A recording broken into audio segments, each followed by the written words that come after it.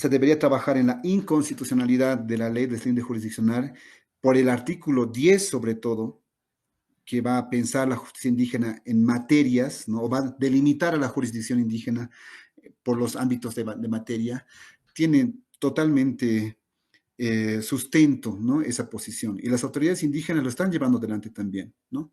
Ya la inconstitucionalidad de esa normativa, sobre todo el cambio de este artículo 10, que nosotros sabemos que en la primera versión de la ley de deslinde jurisdiccional no se hablaba de esto, ¿no? Ha sido una imposición en la etapa de revisión.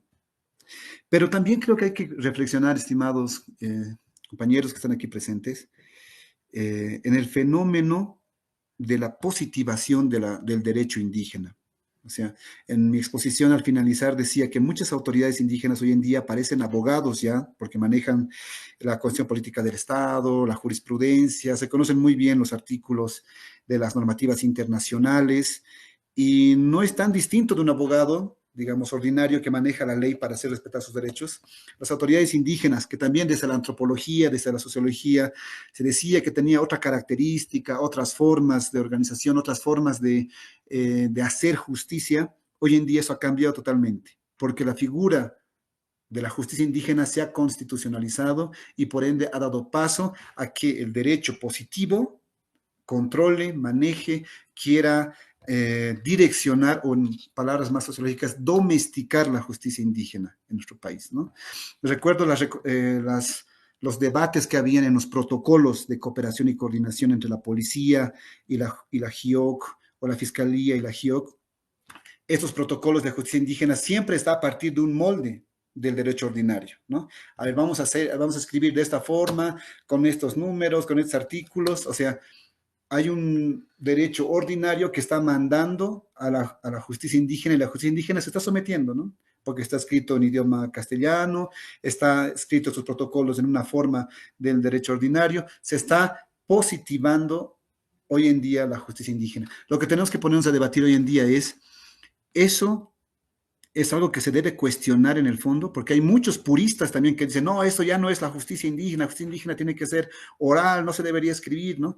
Otros también dicen que no, más bien eso es un conducto natural de los procesos de cambio, ¿no? Porque los pueblos indígenas hoy en día nos estamos acomodando ya a otra etapa donde lo indígena ya no es resistencia, sino lo indígena ya es parte del Estado, ¿no? Entonces, en ese nivel de debate sobre cómo se está cambiando la justicia hoy en día, cómo la justicia indígena ya es parte de alguna u otra forma del derecho positivo, de este derecho ya normado en una ley, en artículos, en jurisprudencias, habría que ver en qué sentido eso va transformando también la justicia indígena. La ley de deslinde jurisdiccional debería ser revisada, sí, ya hay propuestas que se han llevado desde hace años atrás ya al Parlamento para cambiar sobre todo y debatir el artículo 10, pero también nosotros sabemos, los que estamos acompañando sobre todo casos de conflictos de competencias, que en temas concretos para los pueblos indígenas, esta ley no tiene mucha utilidad, ¿no? Los pueblos indígenas, autoridades indígenas que están en conflicto, descartan esta normativa. Obviamente los jueces, los fiscales se agarran de esta ley para rechazar las declinatorias de competencia, diciendo aquí el artículo 10 de la ley de deslinde dice que en esta materia tú no puedes conocer. Efectivamente, rechazan las declinatorias, pero las autoridades indígenas ya saben, ¿no? Que una vez rechazado voy a llevar este documento al Tribunal Constitucional Plurinacional, porque a partir de la jurisprudencia, ¿no? Sobre todo de la 874 de 2014, eh, se dice textualmente que no se puede interpretar la ley de deslinde jurisdiccional de modo literal, sino que se tendría que analizar en términos que la constitución política del Estado establece, o sea, en términos plurales, en términos de pluralismo jurídico y demás. Entonces, las autoridades indígenas también han buscado sus modos de salir de esta traba que la ley de deslinde jurisdiccional ha puesto, ¿no? Entonces, en pocas palabras, esta ley está ahí, es un retroceso, sí, pero las autoridades indígenas están yendo más allá en la práctica a partir de las sentencias constitucionales del Tribunal Constitucional. Debatir algunos temas en torno a la jurisdicción indígena originaria campesina. Mi exposición va a estar dividida en tres partes, en tres ejes. El primero dedicado al concepto inicial del proyecto del Estado plurinacional, que sería descolonizar el Estado desde el propio Estado. El segundo punto va a ser las justicias indígenas en Bolivia y su incorporación al órgano judicial. Y el eje 3, el Tribunal Constitucional Plurinacional. Creo que es muy importante, estimados compañeros, compañeras, tomar en cuenta lo siguiente. Cuando hablamos hoy en día sobre el Estado plurinacional o hablamos sobre jurisdicción indígena, muchas veces, erróneamente por la coyuntura política que estamos viviendo, todo lo que está vinculado al Estado plurinacional, todo lo que está vinculado a los pueblos indígenas hoy en día, se lo relaciona con un partido político, en este caso al movimiento al socialismo, se lo vincula directamente a Evo Morales, y muchas personas ya no quieren hablar de lo indígena, no quieren hablar del Estado plurinacional porque creen que son conceptos, son categorías de un partido político o de un liderazgo político específico. Lo primero que quisiera resaltar en esta exposición es que cuando hablamos de Estado plurinacional, cuando hablamos de pluralismos, cuando hablamos de interculturalidad, cuando hablamos de descolonización, cuando hablamos de pueblos indígenas, no estamos hablando de un partido político en sí, ni de un liderazgo, sino de una demanda de los pueblos indígenas que desde hace años atrás han ido luchando contra el Estado, contra un Estado explotador, contra un Estado excluyente, un Estado racista, para que las voces de los miles de pueblos indígenas de Bolivia sean escuchados y sean parte del Estado. Como ustedes bien saben, el inicio del siglo XXI en Bolivia ha sido un contexto de muchas movilizaciones sociales, muchos enfrentamientos. Hemos llegado a la guerra del agua, a la guerra del gas y luego constituimos lo que todos ustedes bien saben, nuestra nueva constitución política del Estado, ¿no? A partir de una asamblea constituyente donde por primera vez los representantes de diferentes regiones de nuestro país se han reunido para poder crear nuestra constitución. ¿Bajo qué horizonte? Bajo el horizonte de descolonizar el Estado desde el propio Estado, ¿no? ¿En qué consiste esto? El Estado históricamente, si uno revisa la historia boliviana, el Estado siempre ha sido un espacio de unos pocos políticos con ciertos apellidos, de ciertas clases sociales, con cierto tipo o nivel económico y representantes de una minoría poblacional gobernando y dominando a las grandes mayorías indígenas, ¿no? Entonces el Estado tuvo en la historia boliviana un papel opresor, un papel de excluir a las grandes mayorías, pero sin embargo en el siglo XXI se va a realizar un movimiento político indígena que va a querer descolonizar esa realidad, pero tomando el Estado. O sea, vamos a cambiar esta realidad ingresando al Estado. Y desde el Estado vamos a cambiar la realidad social. Ese fue el espíritu, ¿no?, de todos los procesos reivindicativos que tuvimos desde el siglo XXI. Que eso se haya cumplido o no se haya cumplido, que eso se haya distorsionado, que eso haya, digamos, terminado tal vez en el endiosamiento de un liderazgo es otra cosa que luego podemos debatir. Pero el inicio, el espíritu de este nuevo Estado plurinacional tiene ese carácter, ¿no? Entonces, como ustedes bien saben, nuestra Constitución Política del Estado en su artículo 9 tiene un aspecto muy interesante, ¿no?, que ninguna constitución en otros países lo señala. El artículo 9 dice que el fin, el horizonte del Estado plurinacional sería constituir una sociedad justa y armoniosa cimentada en la descolonización. Eso dice nuestra Constitución Política del Estado, el artículo 9. Y como muchos de los aquí presentes son abogados, sabemos que la Constitución pues, es la normativa madre para pensar cualquier otro hecho social o hecho jurídico, ¿no? Entonces, el artículo 9 dice que la finalidad del Estado plurinacional es crear una sociedad cimentada en la descolonización. O sea que todo lo que analizamos y comprendemos en la realidad social tendría que estar en ese horizonte de descolonizarnos, de poder crear una sociedad libre de los aparatos de opresión que históricamente tuvimos. Una característica interesante también de nuestra Constitución es que se va a reconocer, como ustedes bien saben, el pluralismo jurídico junto con el pluralismo lingüístico, económico y cultural y político, ¿no? También se va a reconocer como nunca en la historia constitucional de nuestro país, principios ético-morales indígenas. Eso nosotros tal vez en otro momento podríamos debatir, hermano Lenin, es cómo es tan importante en la parte dogmática de nuestra Constitución están los principios ético-morales que deberían dirigir, deberían nortear todas las acciones políticas, sociales y culturales de nuestro país. En nuestro país son a partir de principios ético-morales indígenas como el Sumacamaña, Ñandereco, Capajñán, entre otros, ¿no? Sabemos que hoy en día ya se ha trivializado mucho la palabra de suma camaña, muchos lo ven como una muletilla sin sentido, pero en el fondo estas categorías tendrían que tener, ¿no?, ese camino de norteador de las políticas bolivianas. También se habla en el artículo 2 y artículo 5 sobre el derecho de libre determinación de los pueblos indígenas y el reconocimiento de 36 idiomas indígenas como oficiales del Estado. Bueno, pasando rápidamente a temas más puntuales. Hago todo este preámbulo porque la Constitución Política del Estado, como ustedes bien saben, va a reconocer por primera vez los sistemas de justicia indígena en nuestro país, ¿no? Los pueblos indígenas ya antes de la República tenían sus sistemas de organización, sus sistemas de justicia, sus sistemas económicos, pero que siempre han vivido al margen de la República, ¿no? La República siempre ha querido ningunear o anular esas prácticas indígenas. Aún así, a pesar de esas políticas de exterminio de la República, los pueblos indígenas han mantenido sus sistemas jurídicos en las comunidades. ¿Cuál sería esa caracterización de la justicia indígena?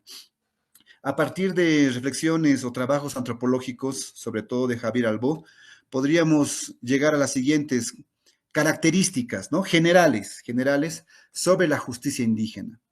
Primero, que la justicia indígena tiene un carácter integral, holística. O sea, ¿qué quiere decir? Que en la justicia indígena no hay, por ejemplo, servidores o, no sé, algunas autoridades indígenas que conozcan casos por materias, digamos. No hay un Gilacata o una autoridad indígena que solamente conoce o resuelve problemas en materia civil o en materia penal, en materia económica, no, sino la autoridad indígena conoce y tiene que resolver los problemas de manera integral y holística. ¿A qué se refiere esto? Que un problema jurídico no es netamente jurídico. Un problema jurídico puede tener efectos económicos, puede tener efectos, no sé, religiosos, puede tener efectos en diferentes ámbitos naturales, ¿no?, en diferentes ámbitos de la vida. Otra característica de la justicia indígena a partir de las reflexiones e investigaciones antropológicas sería que la justicia indígena pone a la comunidad como una instancia superior. O sea, a diferencia del derecho ordinario que nosotros conocemos, donde cada vez vamos subiendo, digamos, los niveles de autoridad jurídica, son más especializados, más reducidos. En la comunidad, dentro de la justicia indígena, más bien es el colectivo, la instancia superior, ¿no? Otra característica sería la oralidad, a diferencia del derecho positivo, ordinario que nosotros conocemos, donde se tiene que saber escribir muy bien, hay ciertos formalismos, ciertos protocolos, hay ciertos modelos para poder escribir ciertos documentos, donde un cierto sector grupo tiene la capacidad de escribir y de interpretar, o sea, es elitista. Dentro de la justicia indígena, la resolución de conflictos sería de carácter oral, o sea, mucho más abierto para que todos puedan conversar, todos puedan participar y puedan también juzgar, ¿no? Y ya que es comunitario, ya que es integral y tiene esa característica oral, la justicia indígena, por consecuencia, resuelve rápidamente y de modo gratuito cuando hay problemas internos, ¿no? O sea, no tenemos que estar atravesando esa burocracia jurídica que nosotros conocemos en Bolivia, ¿no? También en sí, como son comunidades indígenas y resuelven problemas dentro de la comunidad, en el fondo lo que se busca es restablecer el equilibrio y la armonía dentro de la colectividad, ¿no? Y también es importante señalar este último punto, que la justicia indígena se mantiene abierta a influencias externas sin perder su sentido comunitario. Esto es interesante porque muchas veces hoy en día hay algunas posturas que creen que en las comunidades la justicia indígena sigue continuando con esa característica antes de la colonia, ¿no? Como si se mantuvieran estáticamente. Eso no es cierto. Nosotros sabemos en Bolivia que las autoridades indígenas, sobre todo las sindicales y también las otras originarias, manejan libros de actas, tienen una cierta eh, tienen ciertas figuras jurídicas como los votos resolutivos en los sindicatos, manejan sellos, ¿no?, las firmas, que de alguna forma son influencias externas, pero que han llegado a la comunidad no para someter la justicia indígena, sino más bien la justicia indígena ha agarrado esos elementos externos para indigenizarlos, comunitarizarlos, ¿no? Y hoy en día tienen una forma indígena. A partir de esa característica de la justicia indígena, que ha funcionado dentro de la República, en la actual constitución política del Estado, como ustedes bien saben, se ha cambiado la nomenclatura, ¿no? Antes se hablaba de justicia comunitaria. Anteriormente todavía la justicia comunitaria se hablaba del derecho consuetudinario, ¿no? Que para muchos intelectuales es una forma despectiva de referirse a la justicia indígena, porque es todavía un derecho que todavía no es formal, o sea, como un derecho que no es derecho aún, ¿no? Como algo primario. Después la justicia comunitaria va a llegar como una categoría también que se va a distorsionar como si fuesen los linchamientos, pero a partir de la nueva constitución política del Estado, surge esta categoría de la jurisdicción indígena originaria campesina. Seguramente muchos de ustedes se preguntarán por qué tan largo, ¿no? Esta categoría para referirnos a la justicia indígena. Eh, Hay un libro sobre la etnografía, una etnografía de la Asamblea Constituyente realizado por el antropólogo eh, Salvador Chavelson.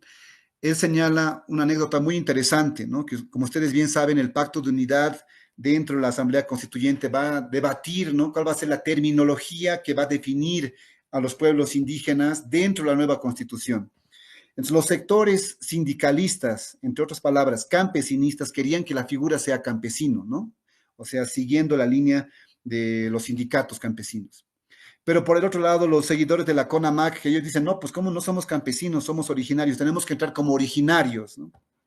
Pero después vienen otros sectores, los de la CIDOB, de tierras bajas, dicen, no, no somos campesinos, tampoco somos originarios, somos indígenas. Entonces había un debate entre estos tres sectores sobre cómo se iba a denominar y al final de cuentas, al no llegar a un acuerdo, van a juntar, ¿no? Las tres categorías, una jurisdicción indígena, originaria, campesina, sin comas, ¿no?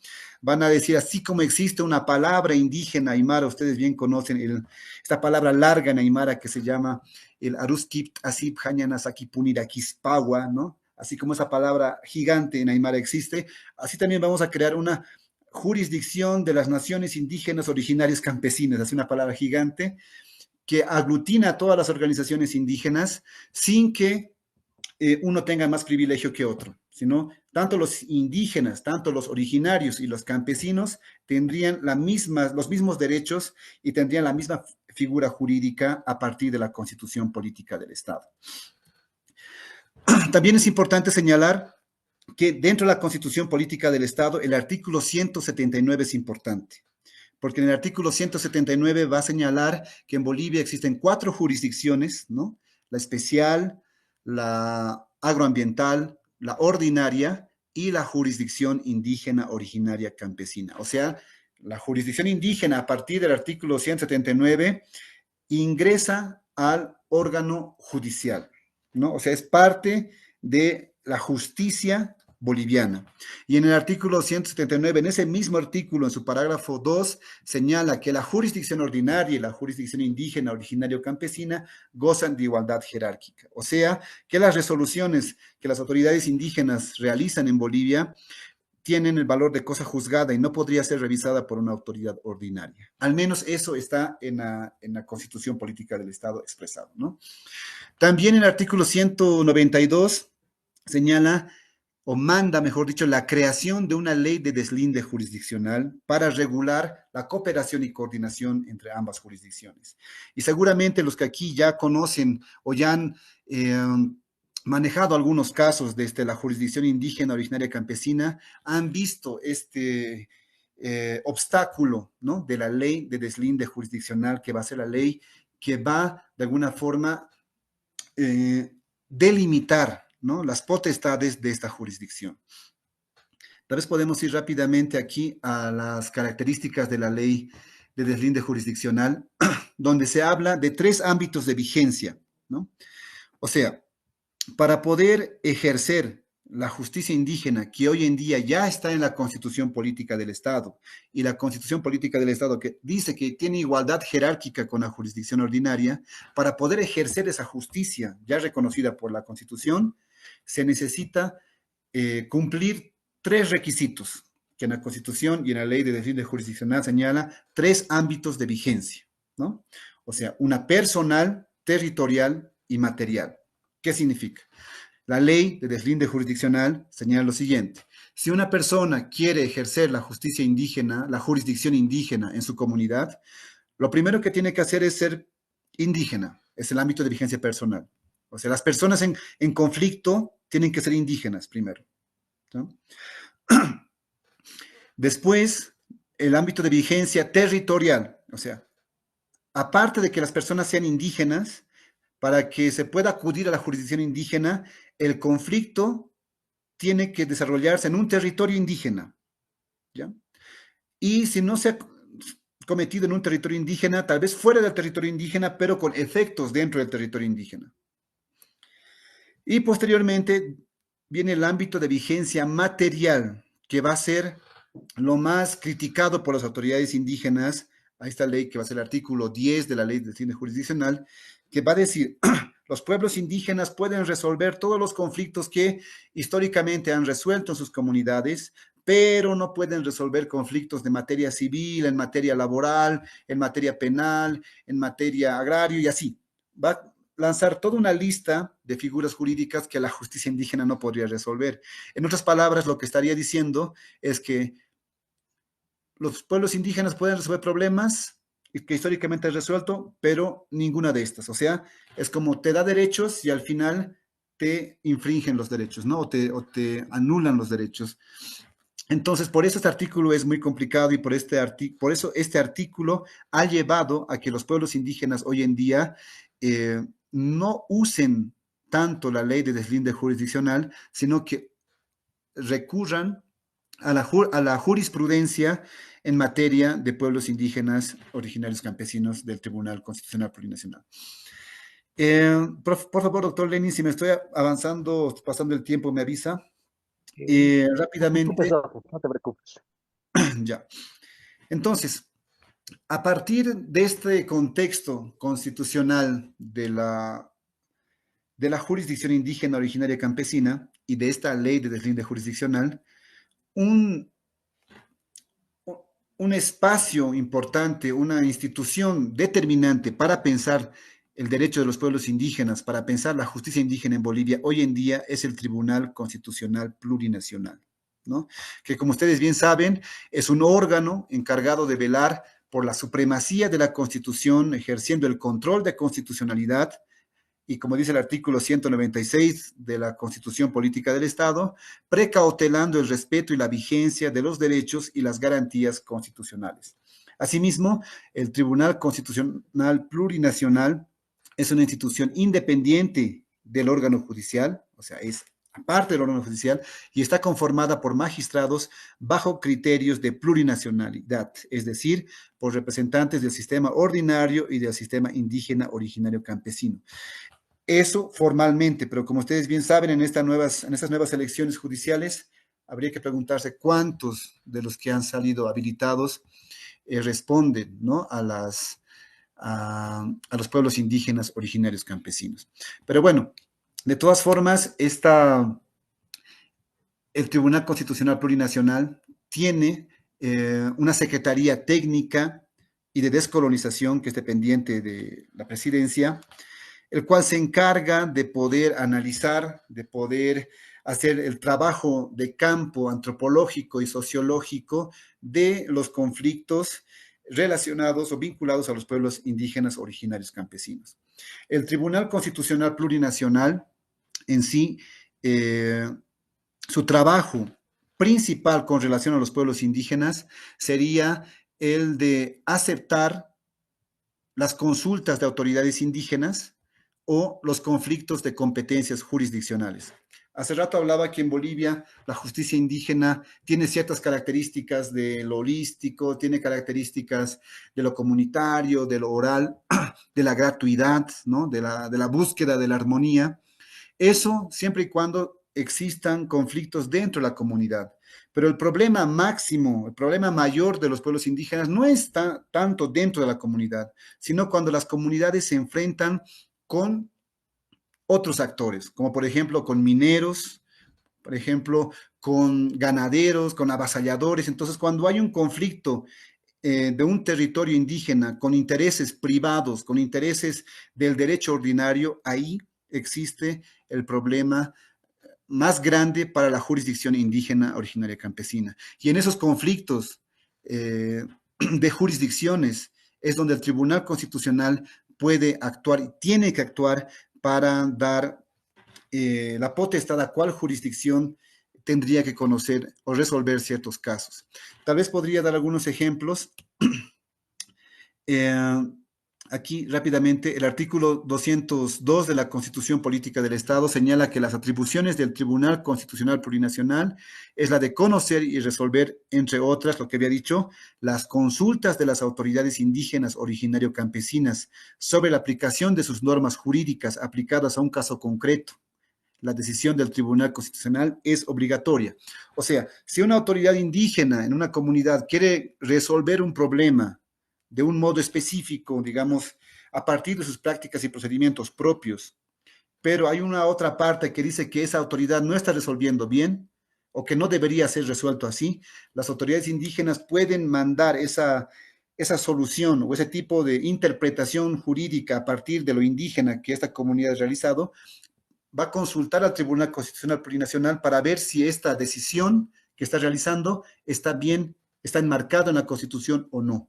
O sea, la consulta de autoridad indígena regional campesino. Eso es una tarea que el TCP tiene que resolver. Por otro lado, los conflictos de competencia entre la jurisdicción indígena originaria campesina y la jurisdicción ordinaria y agroambiental. En este caso hay muchos ejemplos, tal vez el más conocido y el más antiguo, el caso de Songo, ¿no? Donde una comunidad va a expulsar a unos empresarios mineros, por ejemplo, que estaban trabajando por mucho tiempo en su territorio, y a partir de las garantías que la Constitución Política del Estado otorga a los pueblos indígenas, estos comunarios de Songo deciden expulsar a un empresario minero, pero el empresario minero obviamente va a acudir a la fiscalía, va a acudir a las instancias ordinarias para hacer defender sus derechos, y ahí va a haber un conflicto, ¿no? El empresario minero con el derecho ordinario va a decir, no, yo soy dueño de esta mina, aquí está la JAM, aquí está la fiscalía, aquí están mis abogados, ustedes indígenas no saben nada, pero por otro lado los indígenas van a decir, no, aquí la Constitución dice que nosotros tenemos libre determinación, dice que nosotros podemos, que la Constitución reconoce nuestros derechos, reconoce nuestros sistemas jurídicos, y a partir de nuestro sistema jurídico indígena te estamos expulsando.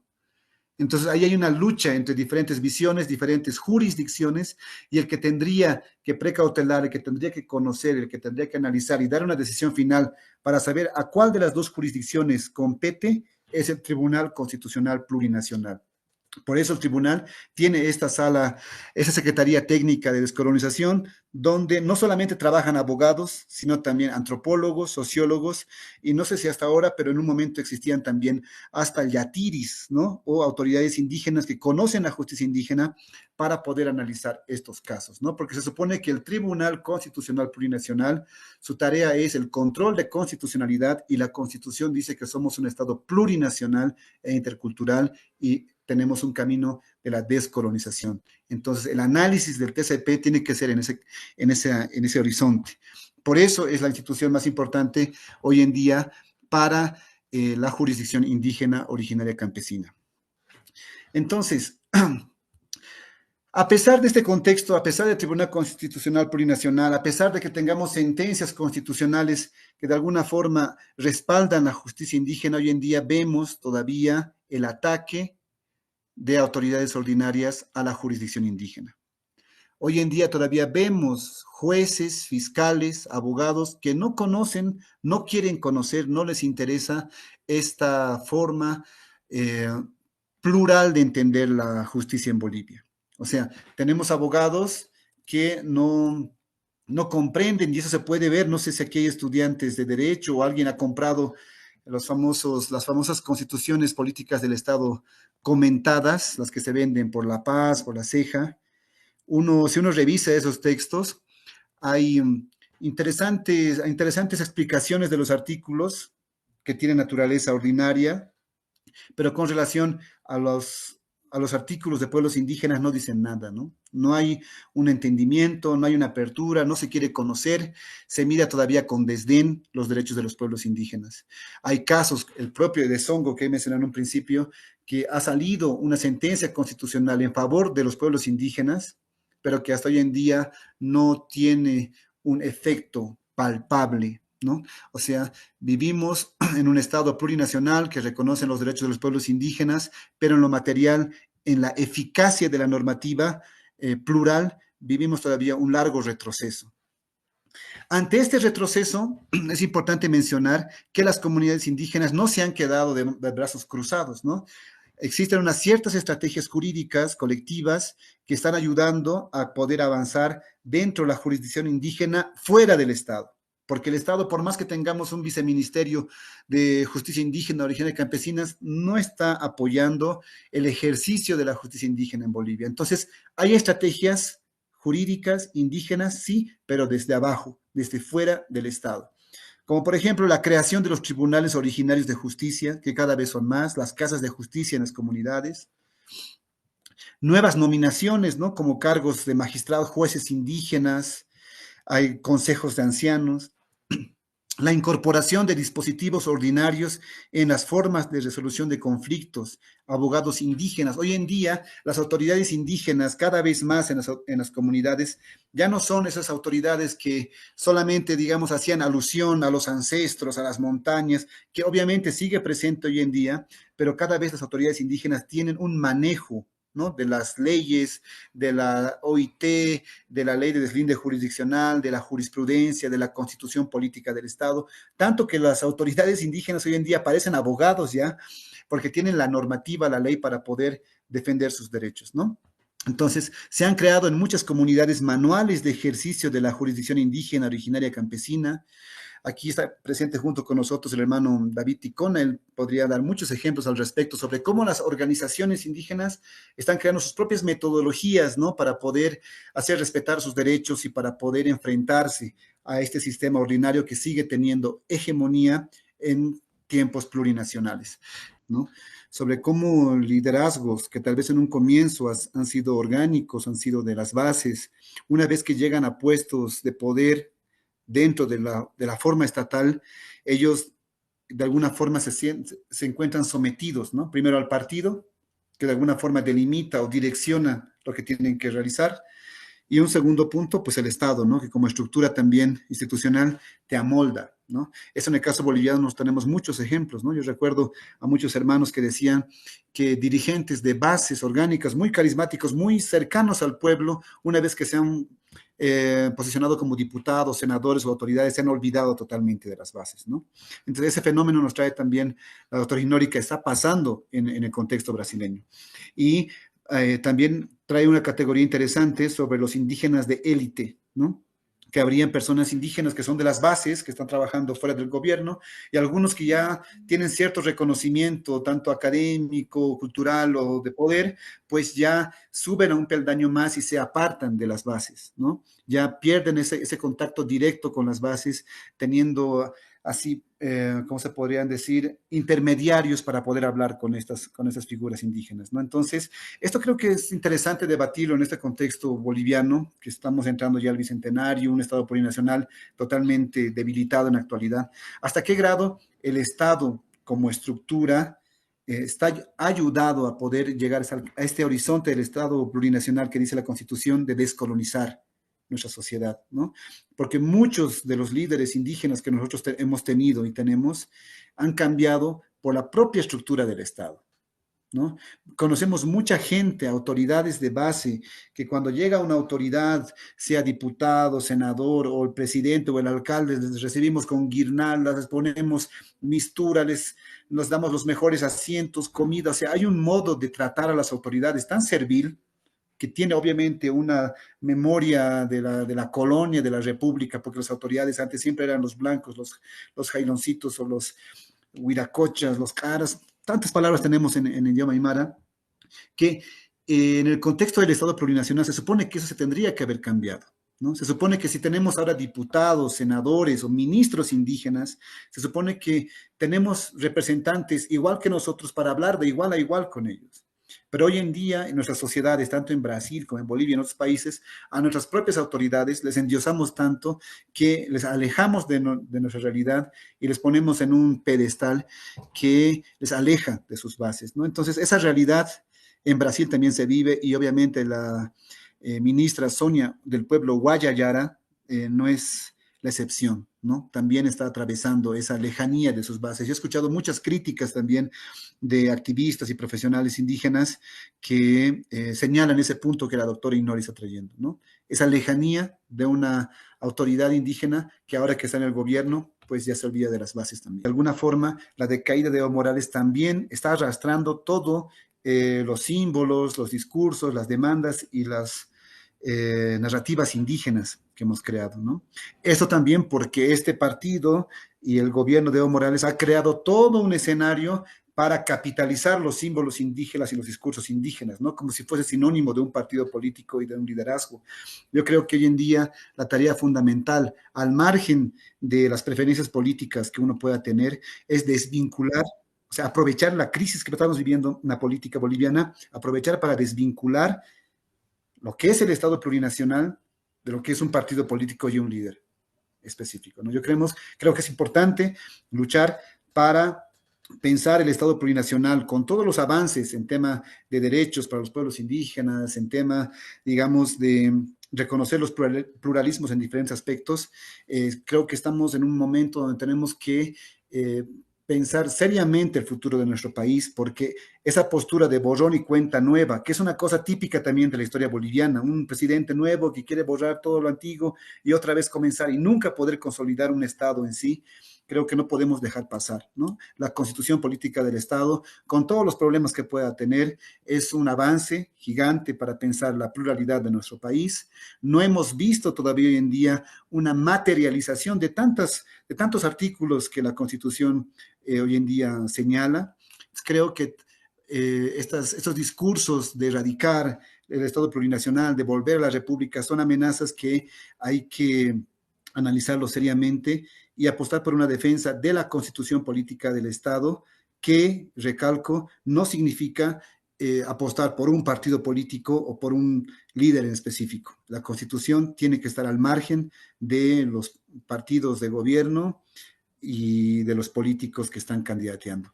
Que muchas autoridades indígenas, al realizar la consulta de autoridad indígena al Tribunal Constitucional, generalmente reciben pues, respuestas totalmente contrarias, ¿no? A lo que buscarían los pueblos indígenas.